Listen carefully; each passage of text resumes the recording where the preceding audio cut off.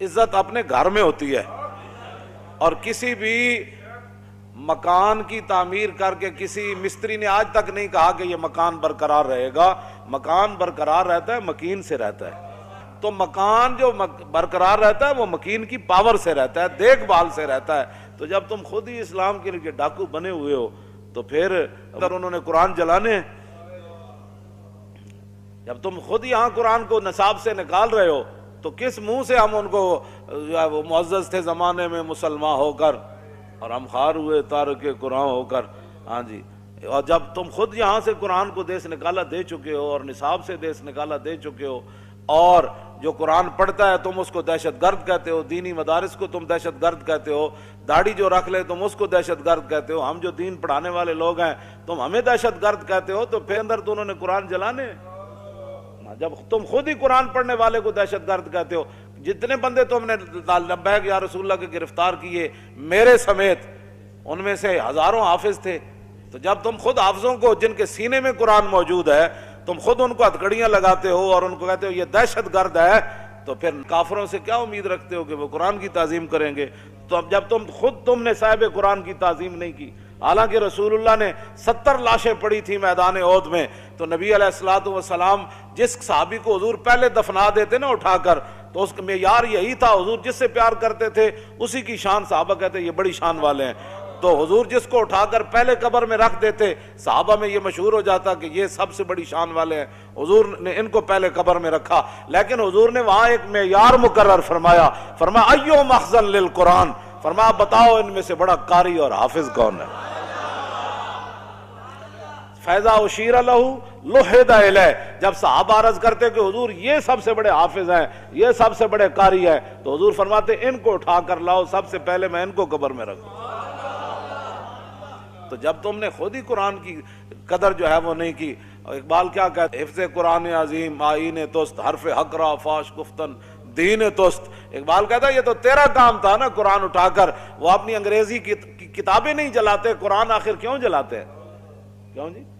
وہ اپنی گندی باتیں نہیں جلاتے، وہ گندگی کے بھرے ہوئے جناب جن کا باپ کا ماں کا کوئی پتہ نہیں، وہ قرآن کو آخر کیوں جلاتے ہیں؟ اس کا کون ذمہ دار ہے؟ تم ذمہ دار ہو، جو 56 ممالک کے حکمران ہو، تم ذمہ دار ہو. ہاں، تم قرآن کی بے ادبی کروانے کے ذمہ دار ہو، تم اسلام کے مذاق اڑانے کے ذمہ دار ہو. تو ہڈے اندر جو کوئی دم خم ہوتا کیوں جی؟ نور الدین زنگی نو حضور نے ستیاں جا جگایا مصر چو، اور بھی بڑے حکمران سن. تو اس کی وجہ یہی تھی کہ نور الدین زنگی نے دارالحدیث بنائے تھے، بڑی بڑی عمارتیں تعمیر کرائی تھیں کہ یہاں بیٹھ کر شیخ الحدیث حضور کی حدیثیں سنائے، رسول اللہ کے فرامین سنائے. ان کو لاکھوں لاکھوں روپے مولویوں کو تنخواہیں دی، بڑے بڑے علماء کو، محدثین کو، کہا کہ آپ کا اور کوئی کام نہیں ہے، جو چاہے میں دوں گا، لیکن یہاں بیٹھ کر حضور کی حدیث پڑھاؤ. تم نے اہل قرآن کی کیا عزت کی ہے؟ حضور نے تو قرآن ہی کو علم قرار دیا. ہاں، حضرت زیاد بن لبید کہتے ہیں نا، حضور نے فرمایا یہ وہ وقت ہے کہ جب علم چلا جائے گا. تو کہتے ہیں میں نے عرض کی حضور کیف یذهب العلم نحن نقرأ القرآن ونقرئ ابناءنا ويقرئ ابناؤنا ابناءهم الى يوم القیامہ. حضور قرآن علم کیسے چلا جائے گا؟ پھر آپ کی امت پر زوال آ جائے گا.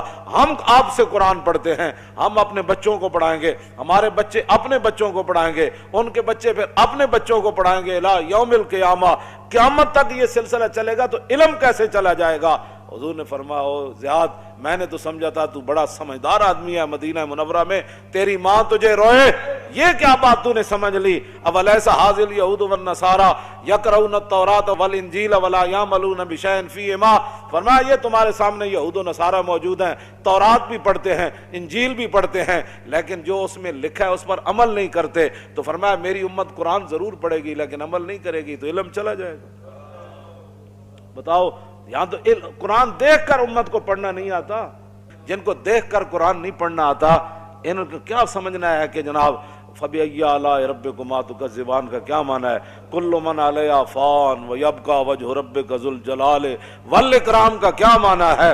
वलिमन खाफ़ मक़ाम रब्बिही जन्नतान फबिअय्यि आलाइ रब्बिकुमा तुकज़्ज़िबान ज़वाता अफ़नान व मिन दूनिहिमा जन्नतान। इन चीज़ों का इनको क्या पता है? इज़ा वक़अतिल वाक़िअतु लैसा लिवक़अतिहा काज़िबा ख़ाफ़िदतुन राफ़िअतुन इज़ा रुज्जतिल अर्दु रज्जम व बुस्सतिल जिबालु बस्सा फ़कानत हबाअम मुंबस्सम व कुंतुम अज़वाजन सलासा सब्बह लिल्लाहि मा फ़िस समावाति व मा फ़िल अर्द व हुवल अज़ीज़ुल हकीम। या अय्युहल्लज़ीना आमनू लिम तक़ूलून मा ला तफ़अलून कबुर मक़तन इंदल्लाहि अन तक़ूलू मा ला तफ़अलून तबारकल्लज़ी बियदिहिल मुल्कु व हुवा अला। इनको क्या पता है मैं क्या पढ़ रहा हूँ?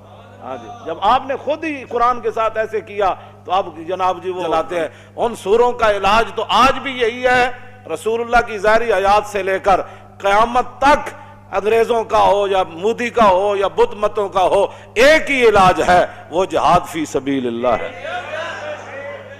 बस इसके अलावा जितनी मर्जी को मकाले लिखे, क्यों जी 50-50 जिल्दें लिख दे कुरान की ताज़ीम पर, उनको क्या पता है? वो एक ही बोली समझते हैं, वो खालिद बिन वलीद की तलवार को समझते हैं। हाँ, वो एक ही बोली समझते हैं, वो हज़रत काका की शुजाअत को जानते हैं। वो एक ही बोली समझते हैं, हज़रत शुराहबील की गैरत को जानते हैं। वो एक ही बोली समझते हैं, वो नूरुद्दीन जंगी की वो इश्क़ रसूल को जानते हैं। हाँ, वो एक ही बोली समझते हैं, वो सलाहुद्दीन अयूबी का वो फ़कीराना लिबास के अंदर बैतुल मुक़द्दस को फतह करना समझते हैं। उनको ये नहीं पता। हाँ, उनको इस एक ही बोली का पता है, लेकिन वो बोली तो मुसलमान इकबाल कहता है जो सुरूर हक़ व बातिल के कारज़ार में है, तू जब बेगाना है हर्ब ज़र्ब से तो तुझे क्या पता है। हाँ जी, कहता जेड़ा लुत्फ लड़न ते मरण ते मारन नाल आंदा है ना, इन्नल्लाह अश्तरा मिनल मुमिनीना अनफुसहुम व अम्वालहुम बिअन्ना लहुमुल जन्नह युकातिलून फी सबीलिल्लाह फयक्तुलून व युक्तलून। मुसलमान तो हर मसले में फायदे में है, मर जाए तब भी फायदा, मार दे फिर भी फायदा। ये तो कुरान की नस है, यक्तुलून व युक्तलून। क्यों जी? हाँ जी, लड़ो मर जाओ या मारे जाओ दोनों फायदे।